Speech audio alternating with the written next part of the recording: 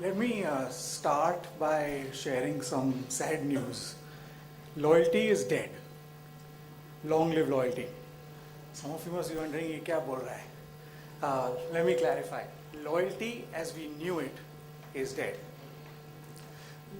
Growing up, this is what I understood of loyalty. You go to your panwala, he gives you your sada pan with barik supari, and at the end he gives you the Mentos.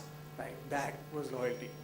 If you took it to a little more organized trade, you used to collect all of those gold spots and thumbs up stickers of cricketers and fix them on your books. We do different kinds of fixing nowadays, but nevertheless. So that used to be what loyalty meant to us in India.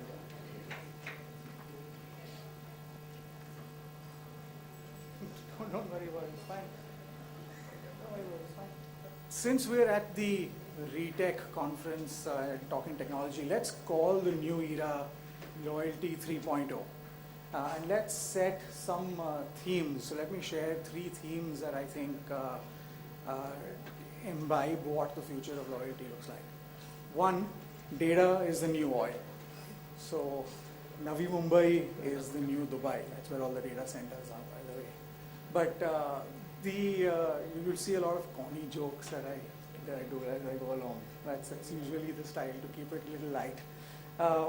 Let me share with you some data points. 47 billion emails are sent out every single day. Walmart handles more than 1 million transactions every hour. And on YouTube, there are 48 hours of video uploaded every minute. That is the amount of data that we're collecting globally. And all of you here have data.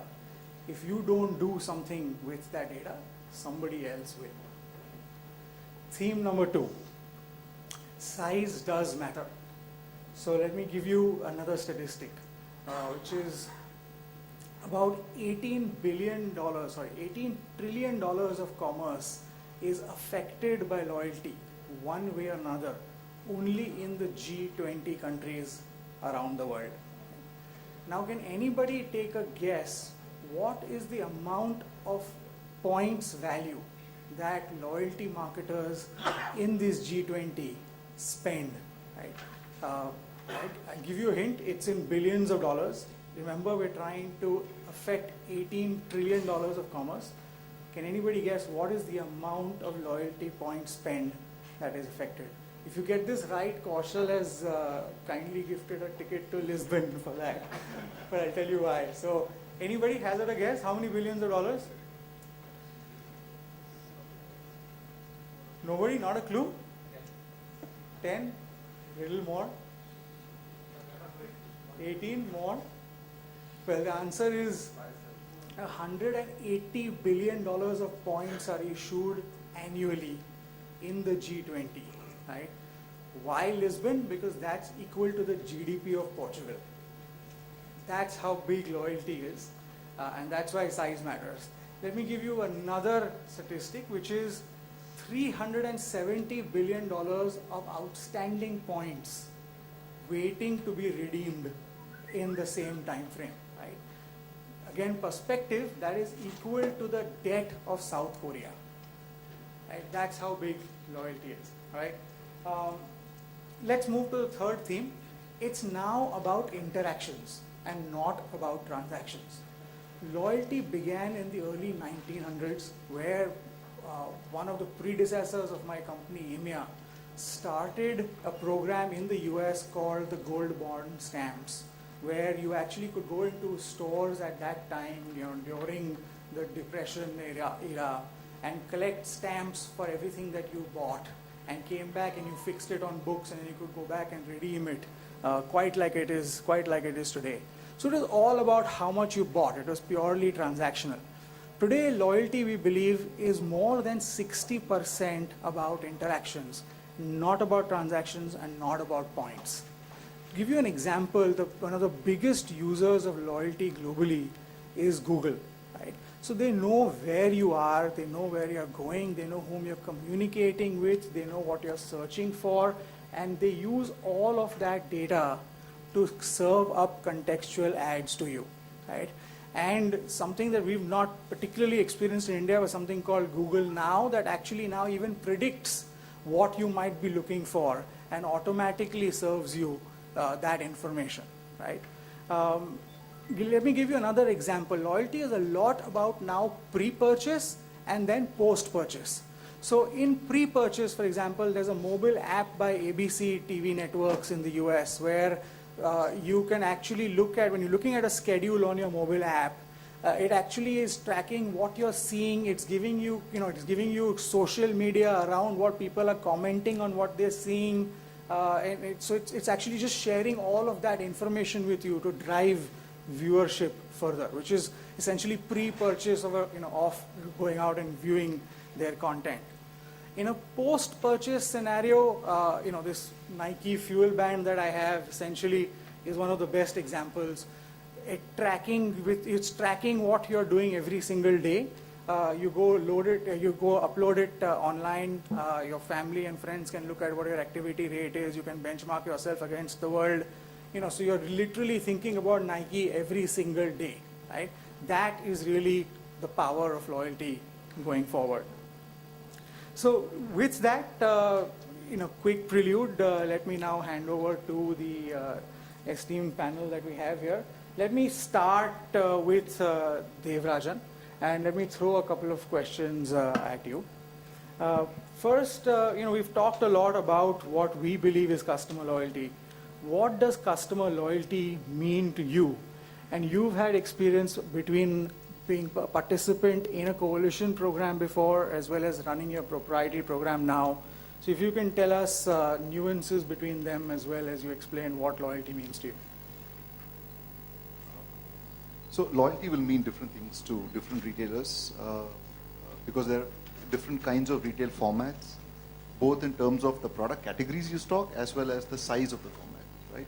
So loyalty will mean different things to different retail formats. We are in the fashion business, lifestyle. So for us, loyalty is not really about points. Loyalty is really not about acquisition. Because when you buy fashion, your first driver is not price. Your first driver is not what kind of deal I'm going to get in this transaction. Your first driver is how good it is looking. Is it fashionable? Is it trendy? And how it's going to look on me. So that's the first driver. So loyalty cannot influence these parts of the business. So for us, loyalty is more about the customers come to our store. How do I reward this customer? How do I keep him happy? How can the loyalty program create a nice consumer experience in the entire transaction? So that's the approach that we have taken for lifestyle because of the kind of business we are in. So the approach is really not about acquisition. It's more about how can I keep my consumer engaged. And most importantly, very, very important for us is loyalty program is a very strong communication platform for us. Costs of communication will increasing. So when we have a very large base of consumers who shop in our stores regularly, it's far easier to engage with these consumers in a very, very cost-effective manner if we have consumer information with us. Then the points and the other things are just sweeteners. They just add on to the overall experience, right? So that's the starting point for us, consumer loyalty. Now going to the second question of what is the difference between a coalition and a non-coalition loyalty program? We did engage with a coalition partner. At that time it was called iMint, now it's become Payback. So we were engaged with iMint at that point in time, 4 years back. I think coalition at that point in time was very, very nascent. We were learning, iMint was learning. So there were some operational issues. I think what's very important, or rather the key learning for us from there was that it's very important to benchmark consumer profile of the coalition loyalty program and the kind of consumers you want in your business, right? Lifestyle is a premium store. So the kind of consumers we want in our store is slightly different from the kind of consumers who shop in other formats. So that's a very important factor to keep in mind when you choose your coalition partner. Is that That's number one. Number two, what was also happening internally was that we were diversifying into a number of other formats. So today we have a hypermarket in our group, we have a fashion retail, we have hospitality, we have coffee chains, we have Fun City for children. So almost 70 to 75% of all shopping needs for Indian consumers are taken care of by us. In some markets, the distribution is not strong, but it's just a matter of time. We will complete the distribution aspect. So we thought, why go for an external coalition partner? Can we do something ourselves? Because our consumer is different, it's more targeted. All our formats are talking to a particular set of consumer. We have far larger control of the kind of consumers who will enroll and also the kind of engagement we'll have with these consumers. So we found, so far it's been a good ride. We have our own internal consumer loyalty program. It's called the Inner Circle, which is applicable across all our formats in the group in this country. So it's working so far. So that's any other thing that you... No, thanks for that. We'll come back as we open it up for questions. Moving on to Kaushal.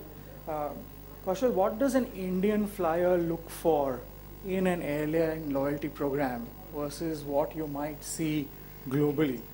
And secondly, can you talk to us a little bit about the changes that are happening at Jet Privilege, the new cards you've launched, and how you're seeing monetize this entire program that you've built over the years? So, Indian consumer actually has evolved and pretty much reached a stage of an evolved flyer, a frequent flyer in comparison, when you compare an Indian flyer to a Western or a much more evolved flyer.